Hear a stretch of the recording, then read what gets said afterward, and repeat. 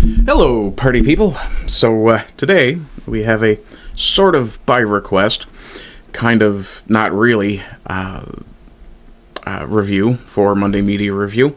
I do apologize. I did tell people I was putting this out today on X. I'm actually putting it out a week down the line because due to both a combination of my internet issues and the fact that Rumble absolutely throttles the fuck out of uploads. I will be uploading this for Monday, August 10th. So if you're watching it, that's when you're watching it.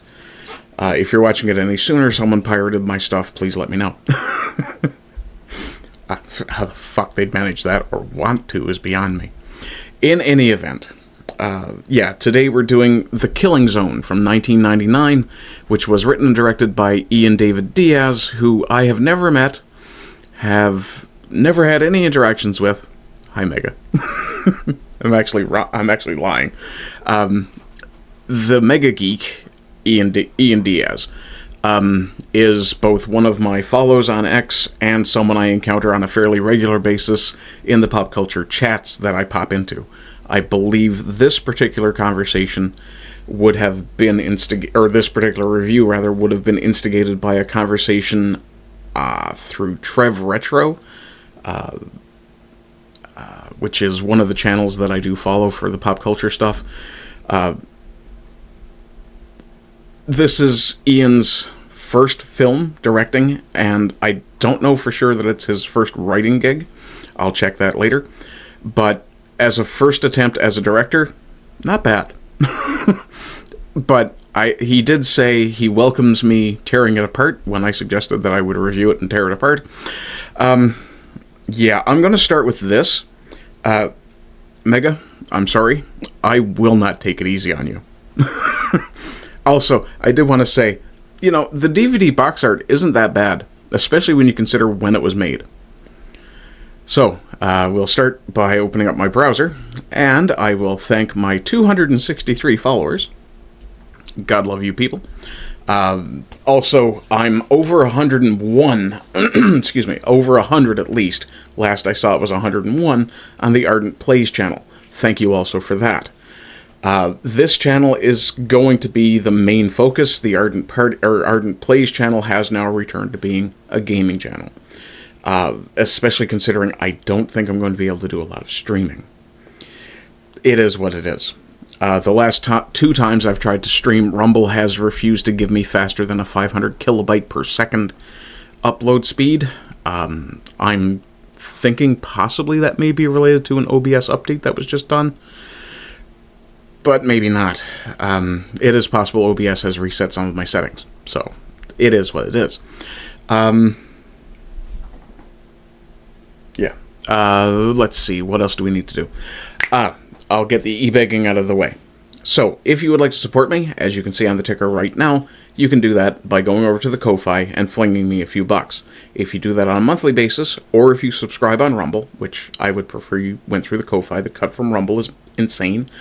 But if you choose to support me on a monthly basis on Rumble as a subscriber, I'll also put your name in the ticker with Zenrab7 and Simon JJ. If you want to be supportive but not known about, which I'm fine with, I do have an anonymous supporter who is in the Orangutan gang. And that's where you guys would end up if you choose not to give me your name. Now, if you decide to send through Ko-Fi, make sure you let me know how you want to be credited. If your Rumble nick is something different than your Ko-Fi nickname, let me know. That's what I'll put in. If you want to be known by your YouTube nickname, let me know, and I'll put YT behind it. The current two are Simon JJ and Zenrab7. Zenrab7 has a different nickname on YouTube than he does on Rumble. So, Zenrab, if you're watching this, you can let me know if you would rather I used something different. Other than that, you guys can find me on XGab, Substack, or... what's the other one? Just a second, it'll be back. If you want to support me for no money, you can like, share, comment, chat, subscribe. Chat if I'm doing premieres or... my streams, which I don't do a lot, as I've said. Yeah, Gab, Substack, or X. That's pretty much it for socializing with me. I do YT posts. I do have a Discord account. I do have a Telegram account. I don't use those, other than shilling out on Discord. I don't use those a bunch. Gab, I'm getting more active on. So if you want to find me on Gab, come say hello. Other than that, I do believe that is all of the pointless garbage out of the way. Well, not pointless. It's the stuff that gets me support, so I'd appreciate it. We'll go on to the first image. Actually, the very first image is, yes, it is in fact this one. Oh, that's not supposed to be there. My apologies. Let me just knock that down. There we go. I did say that opening with a dedication shows an arguably higher level of respect for someone than closing with one. So, props for that. The Mega Geek, I've never heard of. I have no connection whatsoever to him. Never had anything to do with him in my life. Hi, Mega. So, the very first image is an interesting opening shot choice. I'm immediately intrigued, and throughout this film, there are a lot of similarities to Pulp Fiction. I suspect significant, let's say, Tarantino inspiration, because there's a lot of, quite a few of the,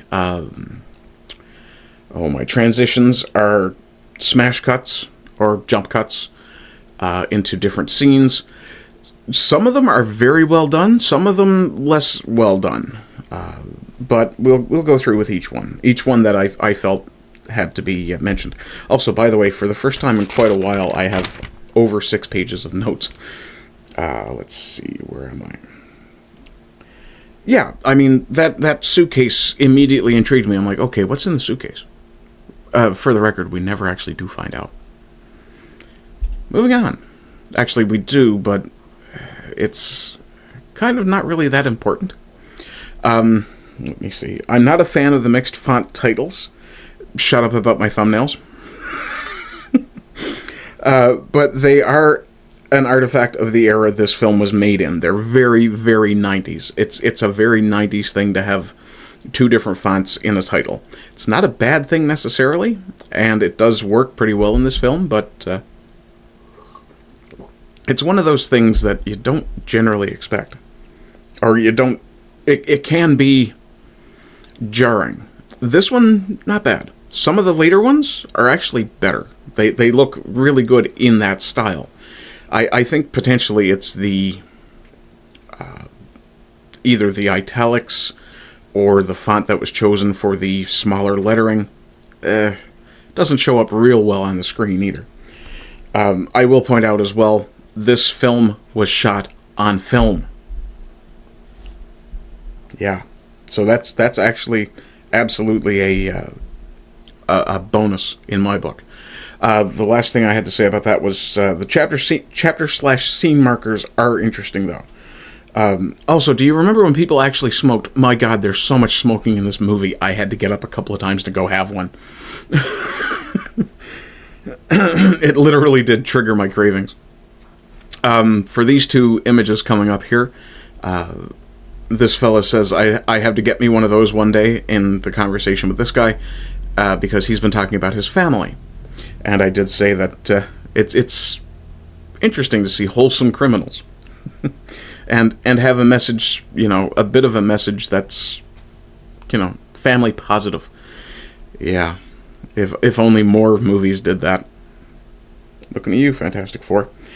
Let's see. The opening titles and soundtrack. Good.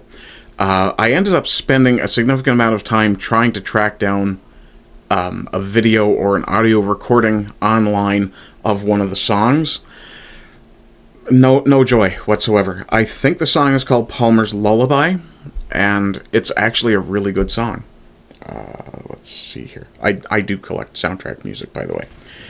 Let me see. Yeah, these opening titles are making some big promises after that opening. To be fair, the opening was so good it kind of justifies the title. I wish I could say it stays that way. Sorry, Mega. And that's going to be the last apology you get from me for a while. Okay, let me see here. Very few. Oh, yeah, no. This dialogue scene, if you've ever seen Strange Days, which came out the same year as this, it's very reminiscent of Tom Sizemore and Ralph Fiennes. I don't know if it was inspired. I kind of doubt it, because I don't think the schedules would line up. But you can see that sort of convergent stylism, I suppose, would be the right way to put it. And it's a good scene. It's very good dialogue. The discussion between, or about what constitutes a classic song and how it's determined, it's very good. I won't spoil that. And these two do appear to be very good friends. Now, I'm going to guess in real life they're probably fairly good friends. I hope. It would make sense down the line. And there's also discussion about bikes. But that's bicycles, I believe. This I called very interesting. It is very interesting character building. It's a very interesting character building moment for a gangster. Like, this guy is a professional killer. He's an assassin. Works for a specific organization that they call the Syndicate. But it's very rare that you see someone who is portrayed as a villain, as a criminal, who is also capable of actually not a bad song. I don't know that it was performed live in the film, but it's a good song just the same. Let me see where... Yeah, I did say it was a good tune. And, yeah, it does look like they're actually playing. I don't know. Not 100% sure. Let me see... I saw this, and the first thing that came to my mind was, this might as well be science fiction or a period piece these days. This is so far outside most people's, especially younger than me, it's so far outside most people's experiences now that if it didn't have the word telephone on it, most people wouldn't know what the hell was in that box. Let me see, where are we? 12. Yeah.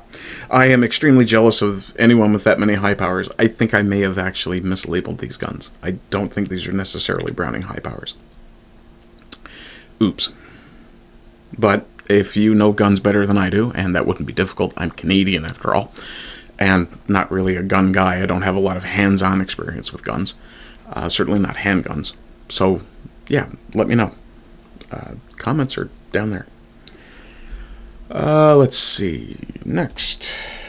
Again, I do have to highlight the dialogue. Early on, the dialogue is amazing. It's direct, efficient, well-styled, and smart. There's not a lot of fluff. There's some great acting. There's some great performances in this piece. Don't get me wrong. My rating notwithstanding. Yeah. Let me see. Here's one of the transitions. I did say this one was particularly good because its dialogue leads to the cut. Very, very good. I did very much enjoy that. And I have to increase my rating because of it. Yeah, I have to try and remember to increase my rating. Let me see. There were points, I do have to say this, there were points where I didn't know if this was meant to be a dark comedy, if it was meant to be a hardcore action piece, especially when it was things like this. This guy's name is Crow, this guy is Ironjaw. He's wearing braces. These guys, if you've ever seen Trailer Park Boys, this is J-Rock and his crew. Yeah, it's, oof, wow. You couldn't make this these days, by the way. Two white boys talking the way these guys talk? Yeah, no, you'd never get away with it. What did I say here? I'd have to ask a Brit, but what the fuck are these two? Are they parody, or are they meant to be taken serious? At this point, I wasn't 100% sure if these guys should be taken seriously. So, yeah. The next image, though, kind of clued me in. Yeah, no, this is a fucking comedy. In spots, at the very least. From what I understand, this is a reimagining of a previous short that's been expanded. So, as I understand, it's kind of 3 stories kind of meshed together in a single film. Not an anthology, but 3 different storylines that have been kind of brought together. It's not bad. It's not done badly, I should say. Let me see here. Okay, I said, oh, LOL, okay, it's a comedy. And fucking clever and dark. The dialogue, this guy, this fella here, loses his absolute mind on the guy who's interrogating him for about half a second or so. And then immediately follows up with, I'm sorry, I lost it there for a moment. So British. So it could be Canadian, but extremely British. Let's see. Yeah, it was fucking clever and dark, which is, it's a fucking clever and dark comedy, which, I mean, not knowing that is a hazard of going in blind. I didn't mean the pun to be in there, but it is. But thank you. I'll be here all week. Tip your waitress. Up next is a good argument for and against gun control. 2 cops ended up picked off. Yeah, it's funny though. I did say what the fuck why for this one. At the moment, it immediately becomes clear as to why, though it's a bit of a Deus Ex Machina, or I suppose one could say it's a bit lazily written. The resemblance this guy has to Adam Driver is pretty impressive too. But there is a goof coming related to this guy. And I hope Mega was aware of it, but if he's not, he will be. Let me see. And yeah, and I did say that, okay, so the what the fuck moment was immediately explained in dialogue. That's good. Sort of. It's awfully convenient to do it later rather than earlier, but first movie. Let me see. I did say, talking about this, I miss the blue tone of cinema. It makes things look stark and cold, and it's far easier on the eyes than the modern piss vision filter that so many things have. The camera angle choices are solid here as well. When they're looking at this guy, this guy, the camera is slightly elevated pointing down, so it shows you, but when it comes back to this guy, it's underneath and looking up, so it gives you that proper power dynamic within the scene. That's really, really well done. Excuse me, sorry. Yeah, I said the camera angle choices were solid. Clearly shows the power positions. The next image... I actually wouldn't be shocked if Finn, the actor on that side... Sorry, I keep forgetting that my camera's flipped. But yeah, the actor on that side, the way he's moving in this shot as it plays out, I would be very unsurprised if it turned out the character had soiled himself. Good acting job. As I said, there are some really good performances in this. Yeah, I actually wouldn't be shocked if Finn had pissed himself either. So yeah, a point for Oliver Young. That's the actor on that side. Let's see here. Number 21. I said that this guy, now I'm not sure how to pronounce it. It's spelled Padraig. I'm going to say Patrick, but it could be Patrick, is how it's pronounced. I don't know. But Padraig, this is one of the best played cold hitter characters I've seen. If not the best. Since Steve Buscemi played Mr. Shh in Things to Do in Denver When You're Dead. If you haven't seen that, that's a damn good movie, too. Yeah, and I did say points to... Now, here's the problem. In researching who this actor was, I discovered they've gone by at least 3 different names. Patrick Casey, Patrick Lynch, Lindsay possibly might be the way that's pronounced, and Patrick Lynch. Then I found the goof. And it's funny. So pay attention to this fella. You notice he's laying there with his eyes open. And then he fucking blinks. Like, it's not even like a quick blink. It's like he's clearly, his eyes have been open too long. They've dried out. He needs to he doesn't quite scrunch his face, but it's pretty fucking close. And he's central in the shot.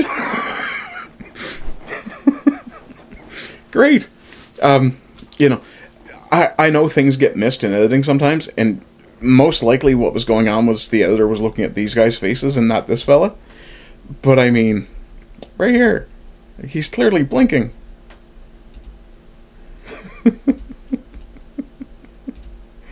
And I'm not sure why the images are jumping around. The framing got fucked up somewhere along the line. Let me see. Yeah, I did have to put the marker in there. Yeah, why'd the dead guy blink, Ian? Why's the dead guy blinking? Come on! Then there's another transition that comes back to here.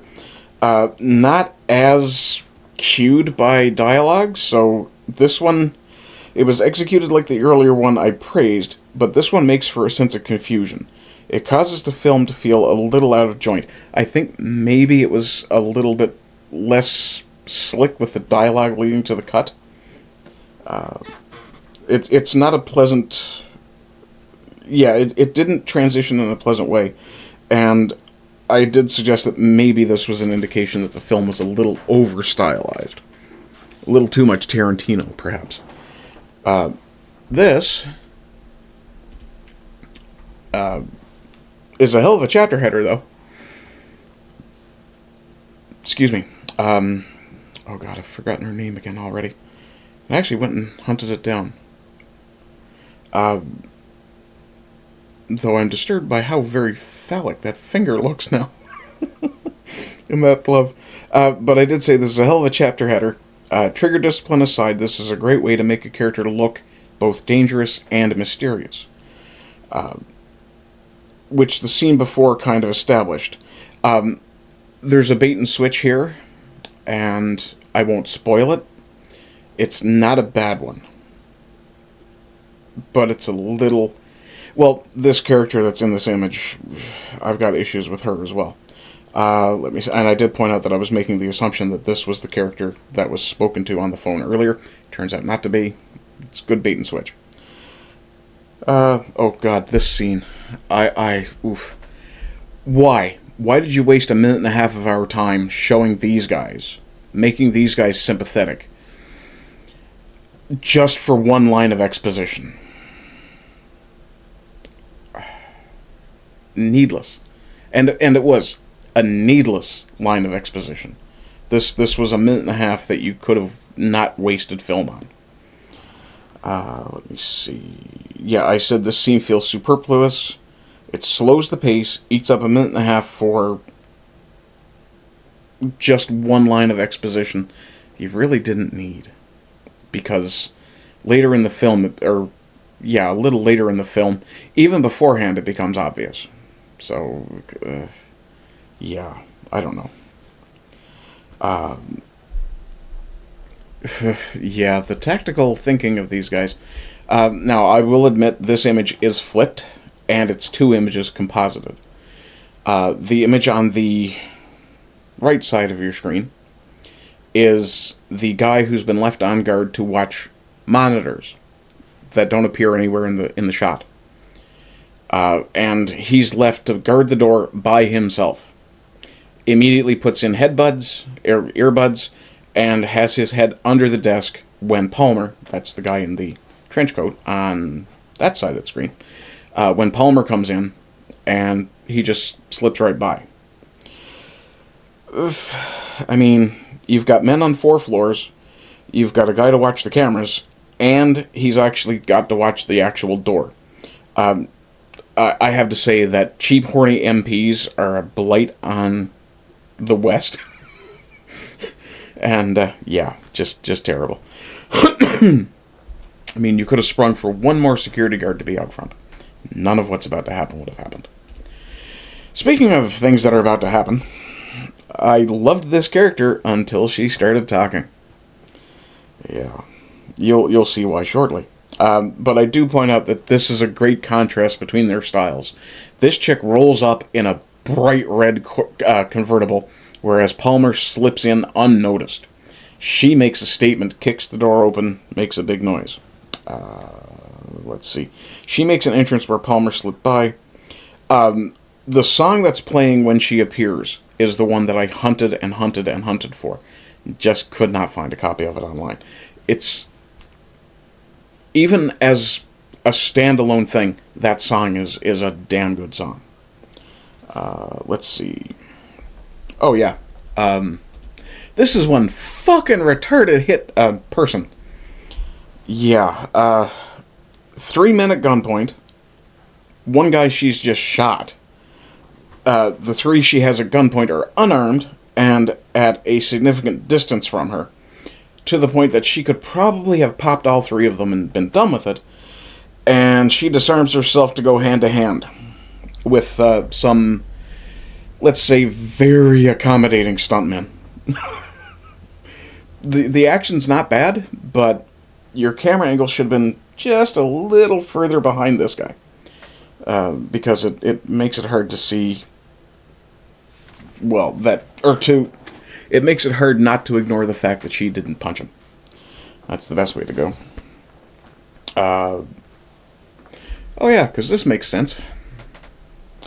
Well, first off, guys wouldn't fight this way.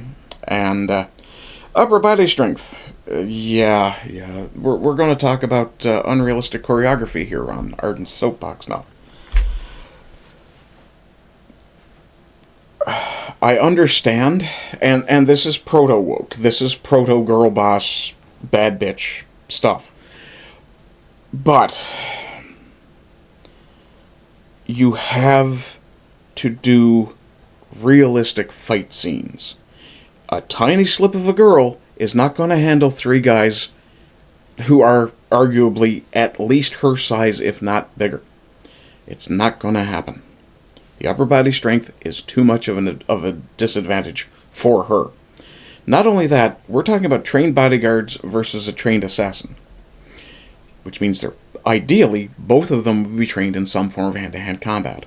There is not a woman alive who has any sort of martial arts training who would ever think that she is capable of beating a guy who is bigger than her and trained. I don't care about Jackass. I don't care about what else you want to tell me. It's just not going to happen in the real world. Also, these guys have shown they are not gentlemen. They are willing to beat the hell out of her. Why they can't is clearly a plot armor problem. Also, this guy's making me wish I knew guns better.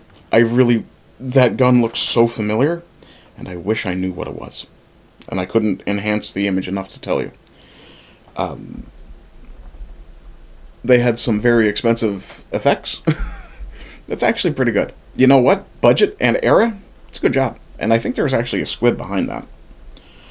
Let me see here. Yeah, I did say it was honestly a good choice. Save money on the budget somewhere. There's a good choice. Use paint. Who cares? We know what it's meant to be. It doesn't have to be gory. And I did say this is almost a proto-hallway fight as well. This, I believe, predates Oldboy. I'm not 100% sure on that. But it definitely predates Daredevil and pretty much every other hallway fight scene since. It's quick, brutal, and done. And he's gone. Perfect. And we're back to the Terminatrix. Yeah. Standing over somebody and gloating is a bad idea. Telling them you're going to kill them in a certain way is a bad idea. And this proto-wokeness bullshit. A male ego is such a weakness. I understand this was written in the 90s, the late 90s, when, you could kind of accept this, but it's still proto-woke. So, no. Bad. Bad. Bad writer.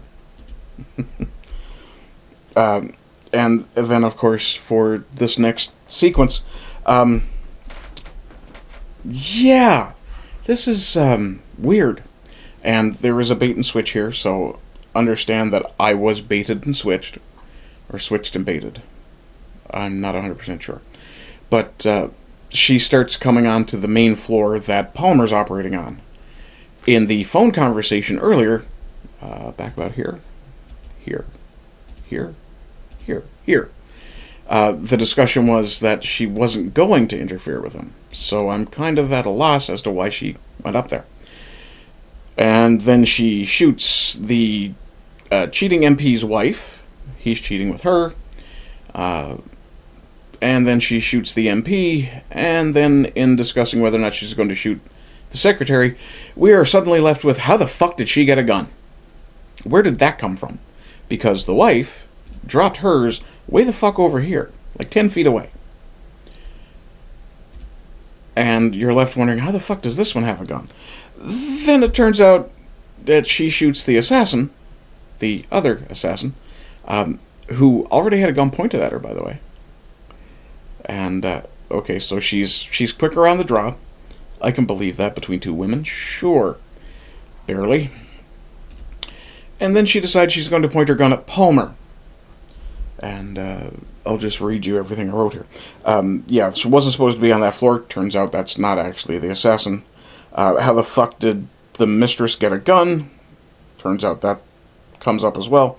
How did an untrained secretary get the draw on an assassin? Yeah, turns out not so much of an untrained secretary. It turns out, oh hey, fuck, what? She's Adams. Yeah. Also, that's a major spoiler, so I do apologize if you haven't seen this film and are thinking about watching it. Turns out, though, that Palmer has semi-effective plot armor. You'll understand why shortly. Let me see here. Yeah, so, yeah, I did say, what the hell, now she's too slow on the... Oh, yeah, no, we need to go back to this one, sorry. I did say, what the hell, now she's too slow to get the drop on Palmer, who was turned away with his gun down, facing completely away from her, treating her as a non-threat. And after getting the draw, getting the draw on another assassin earlier, now she suddenly can't get a draw on a guy who's halfway across the room with his turned side onto her with his gun on the other side, down at his side. All she had to do was pull the trigger. Now, there is a point where he says, hey, you talk too much. That's fine. Then we come to the low-budget PD. That's a hell of a SWAT team, guys. Budget. I know. Yeah. This title, let me see. At least the chapter headers are nice. Yeah. And I did say that Palmer's... plot armor wasn't everything it was cracked up to be after all. He did in fact get hit. Ends up passing out on the couch, but that comes in a little while later. I had to stop here and go, that's an odd thing to do to your woman that you say you love to bits. And then I went, oh. And then I went, oops. Oh! Yeah. And a convenient bullseye. Is he a curling fan? Is he an RAF guy? Does he just like the Winnipeg Jets? All things possible there. And at this point, things start to break down a little bit in the performances and the writing. The writing is a lot less slick, the dialogue. This scene, while written relatively realistically, even down to the dozy bent of a girlfriend, is flat, even compared to the exaggerated shit the Terminator... Oh, God, yeah. And the two, the Wiggers, Crow and Ironjaw, were spitting. Yeah. You don't need a gun to sell a computer. You dirty little stop-out. Just one drink and you were mine. basically claiming that because he shagged his best friend's girl, he's not a bad person because she's a slut. To which she responds, well, they do a cut. Obviously, yes, she was coming on to him. And they do a cut, and she says, "I'm not a turd. I was drunk, and you took advantage." That's also not true. And also, former whore. Yeah. Let me see, where am I? Yeah, I did say that Lance was a piece of shit friend for banging his buddy's girl.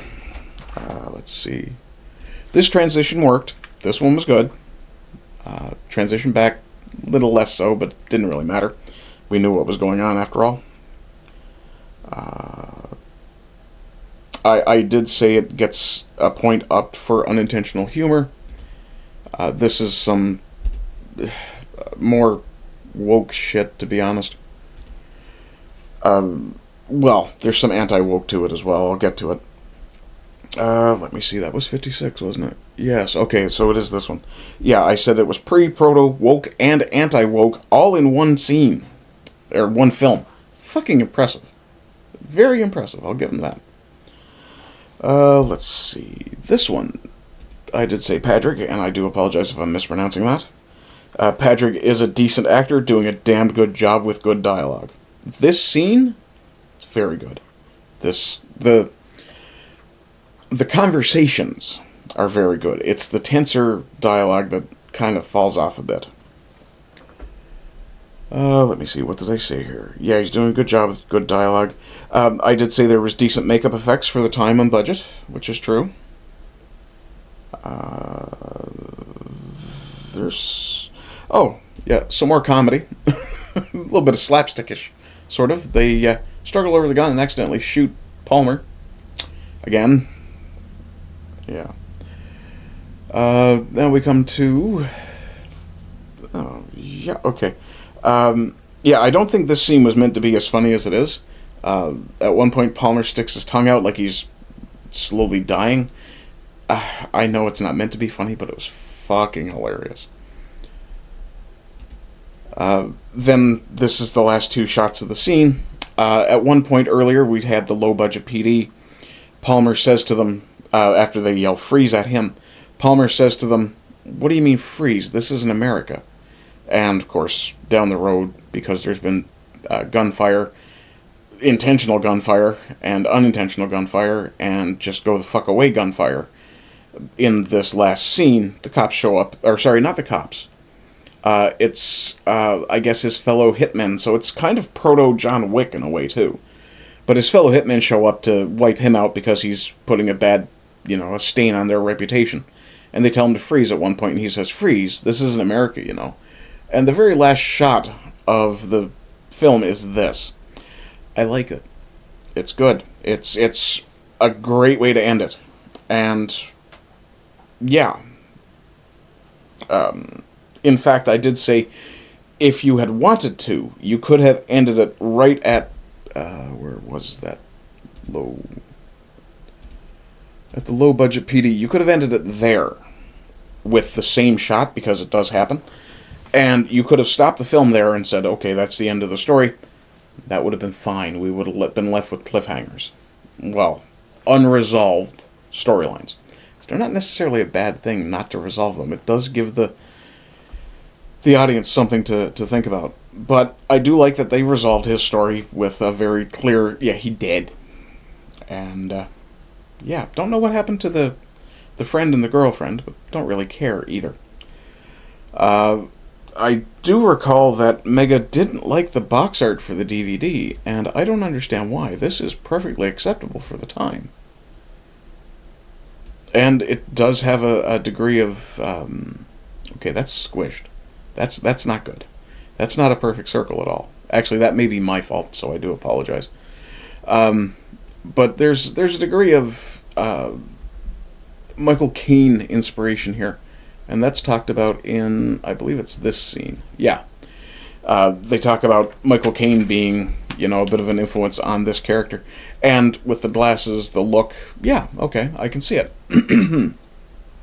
If you've seen some of Michael Caine's older movies. I didn't see the slogan before. It's 3 days, 2 friends, 1 target. Taglines are taglines. Kind of throwaway. Not bad. For a rating, I'm going to push it up to 4. There's some technical issues. There's some very bad acting. There's some very, very, very bad writing at times. All in all, it's a middle-of-the-road movie. What did I say here? There's unintentional comedy, and I gave points for... or I took points, rather, for the blink, for some of the absurdity. I gave points for Nicola Stapleton in her underwear. Oh, yeah. She looks damn good in her underwear. Matter of fact, let's just go back and see if we can't find her again. Should be right about here. There we are. There's Nicola Stapleton. I mean, you could do worse. Yeah. As for a recommendation, I did say it's not a bad way to spend an hour and a half. That's one thing I will give this script. It is tight.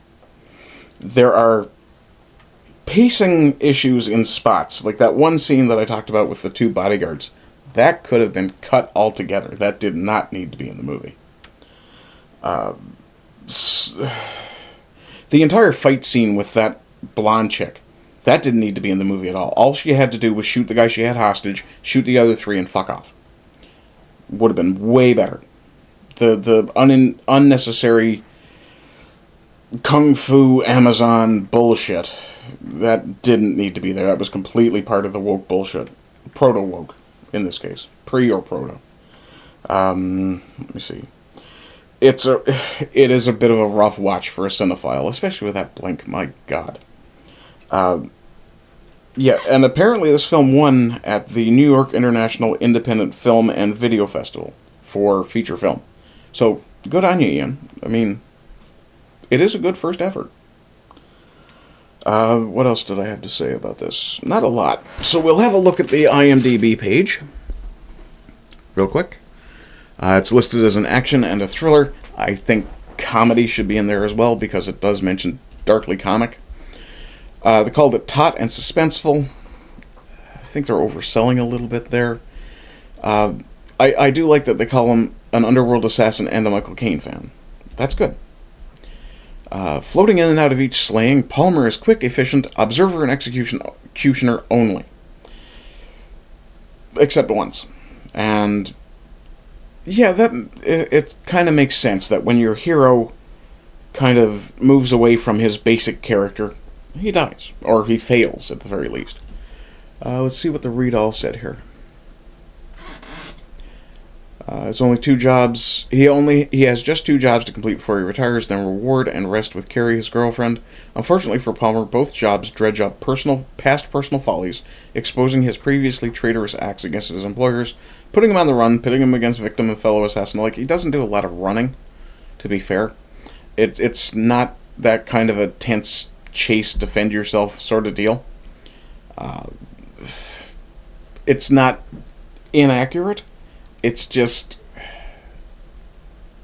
it gives the wrong impression about the film.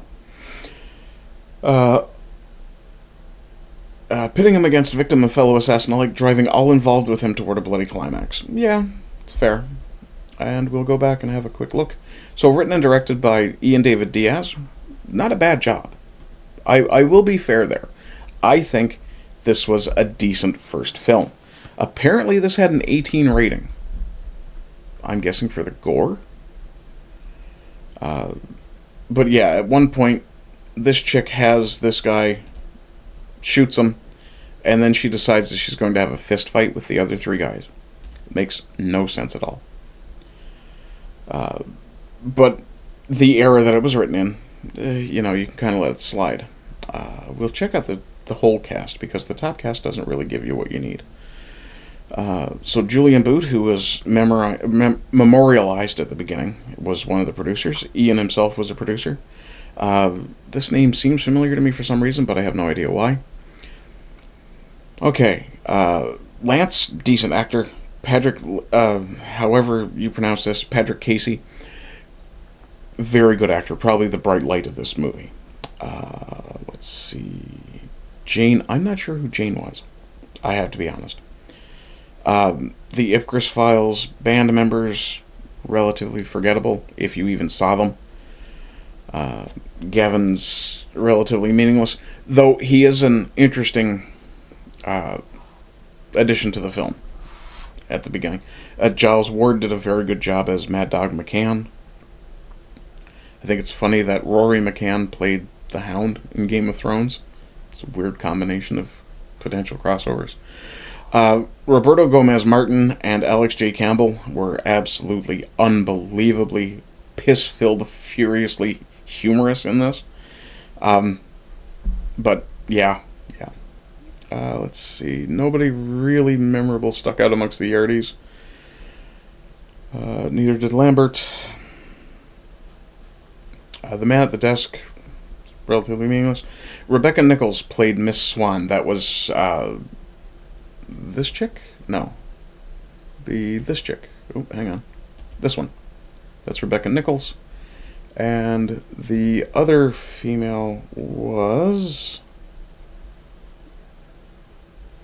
not Nicholas Stapleton. Not listed. Oh, there she is. Melissa Simonetti was the other assassin, the one who was baited and switched as Adams. Let's see, what have we got here? We got some Shadow Men. Yeah, that's pretty much the last. Ian Armstrong had like a couple of lines. Decent. Okay, so we'll look at the trivia. So apparently the cigarette lighting cameo appearance of John Barton was entirely improvised and unplanned.